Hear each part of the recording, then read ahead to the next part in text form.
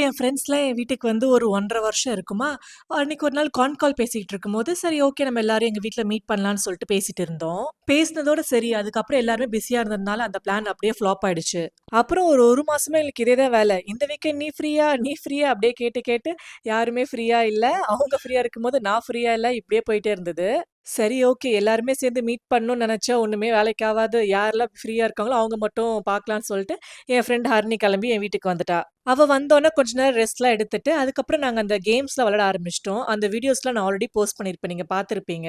அதுக்கப்புறம் நாங்க நைட் வந்து சமைக்கலான்னு சொல்லிட்டு, சப்பாத்தியும் பன்னீர் பட்டர் மசாலாவும் தான் வச்சிருந்தோம். நான் பன்னீர் பட்டர் மசாலாக்கு யூசுவலா தோசை தான் சுடுவேன். ஏன்னா எனக்கு சப்பாத்தி பெசைய தெரியும், தெரட்ட தெரியும். ஆனா சுட மட்டும் வராது. நான் சுட்டாலே அது சாஃப்ட்டா இல்லாம ஒரு மாதிரி ஹார்டா இருக்குமா, நான் இவகிட்ட கேட்கும்போது, எனக்கு தெரியும்" அப்படின்னு மண்டைய ஆட்டுனா. நானும் நம்பி அத வந்து செஞ்சுட்டேன். அவ வேற ஜிம் போறா.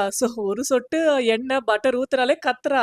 ஐயோ தெய்வமே! நீ எப்படி வேணா சுட்டுக்கோ. எனக்கு கொஞ்சம் நல்லா சுட்டு குடுன்னு சொல்லிட்டு, அதுக்கப்புறம் ஏதோ ஓரளவுக்கு சப்பாத்தி மாதிரி வந்துடுச்சு. அத வச்சு நாங்க நல்லா சாப்பிட்டுட்டு, அப்படியே கொஞ்சம் கதைலாம் பேசிட்டு, அப்படியே நல்லா போச்சு அந்த நாளு.